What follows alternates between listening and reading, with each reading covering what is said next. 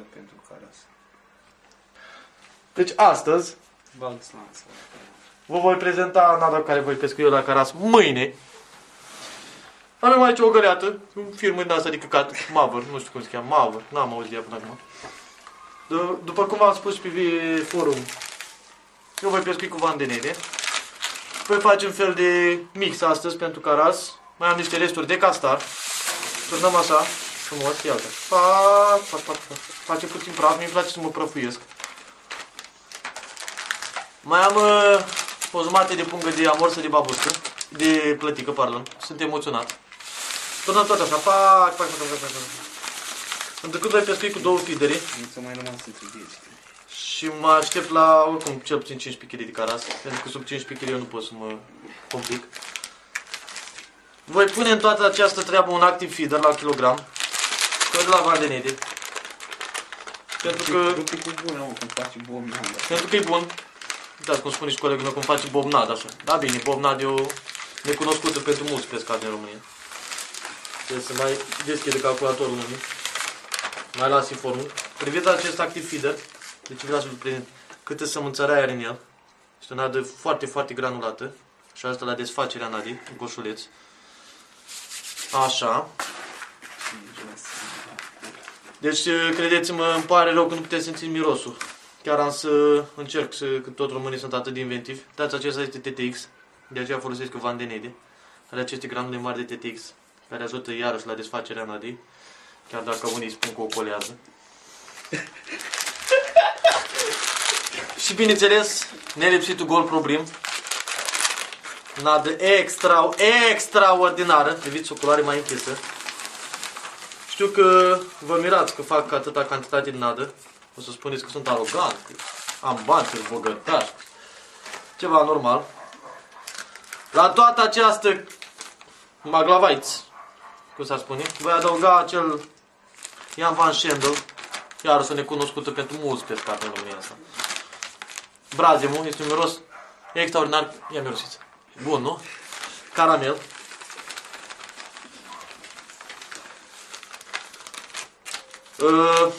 Mă gândesc că este de ajuns. Mai am aici, mai păstrez, poate fac o mămăligă, îți dau pe siriet, cu arici. Așa. Înainte de a începe, vreau să vă mai prezint ceva. Cel mai bun prieten al meu, Stella, e o prietenă extraordinară.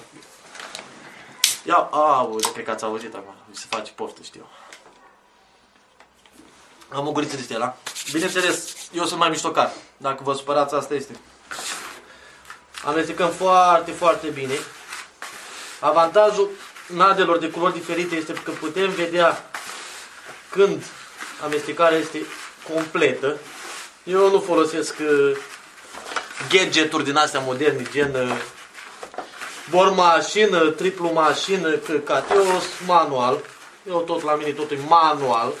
Tot, efectiv tot. Înțelegeți? Deci amestecăm până la omogenizare. Deci își va schimba culoarea, are uniformă. Credeți-mă, are un miros. Deci, toate acestea sunt niște fulgi de ovăz. Sau de grâu, depinde, nu știu pot spune exact. Aceștia îi veți găsi numai în castarul de la vandenele. Asta pot să vă spun sigur, de asta folosesc eu castar, este granulat. Și activ. Toate astea, tot ce vedeți negru, deci este o nadă extraordinară. Bine, nu cred că ajunge să compare cu Benzar, adică Benzarul vorba aia. Este o nadă etalon pentru toți pescarii din România. Adică... Spui și niște porni. Deci, după cum vedeți, amestecăm energic. Dacă vrei să-mi aduci niște apă, ești băiețaș, dar ce mi-aduci, frate? Vezi, nu sticla. Oana de la WC-ul. Pardon, Oana. Vezi că am o găleată, mi se pare, în baie. Eu nu sunt atât de paranoia că, domnule, numai apă din baltă, numai astea mi se par niște... Atâta timp când nada este foarte bine aditivată și bă, să nu spui că n-ai găsit. Bravo! Deci, chiar dacă mai fac miștouri, credeți-mă că această nadă este super, super bună. Active Feeder-ul ăsta nu l-am mai folosit de vreun an. Anul trecut am folosit tot de la Vandenei de Active Feeder-ul, dar varianta lui Bomnat. Bomnat Active Feeder. Anul ăsta chiar nu era în depozit la BFF la lui Bomnat. Am zis, ia să luăm pe ăsta de la Vandenei de Active Feeder-ul. Vom adăuga apă cu blidonul. Așa e la român, frate. Punem apă.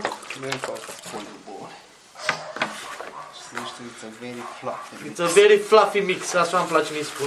E, aici problema este în felul următor. Trebuie să amestecăm foarte bine. Nada asta va absorbi extraordinar de multă apă. După cum vedeți, am pus, cred că, jumătate de bidon, aproape. Și de-abia s-a umezit puțin.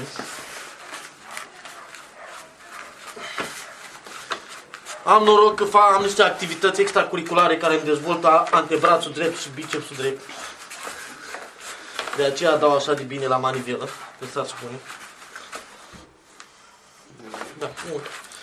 Am noroc și de acest prieten extraordinar al meu, gata, care, din păcate, nu poate să meargă mâine cu mine la pescuit. Știu că suferă înăuntru.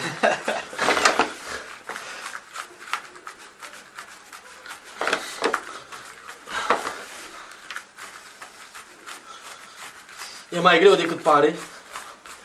Simt un junghi în umăr. O putem să mai luăm și mâine odată. Da, aia dimineață.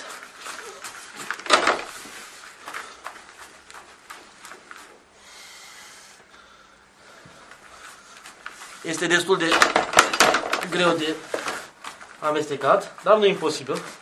Asta face parte din frumusețea pescuitului.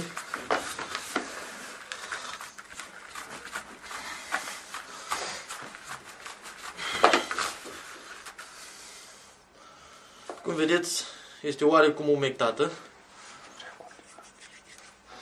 Dar dacă o plec așa, devine iarăși cum era înainte de umectare. Ceea ce e un lucru foarte bun la feeder. Poate nu mă exprim eu total în termeni cum trebuie, dar cred că înțelegeți. Oricum, o vom mai umezi foarte puțin mâine dimineață. Pentru că vreau ca la contactul cu apa să se spargă. Pescuiesc pe o apă de maxim 1 metru.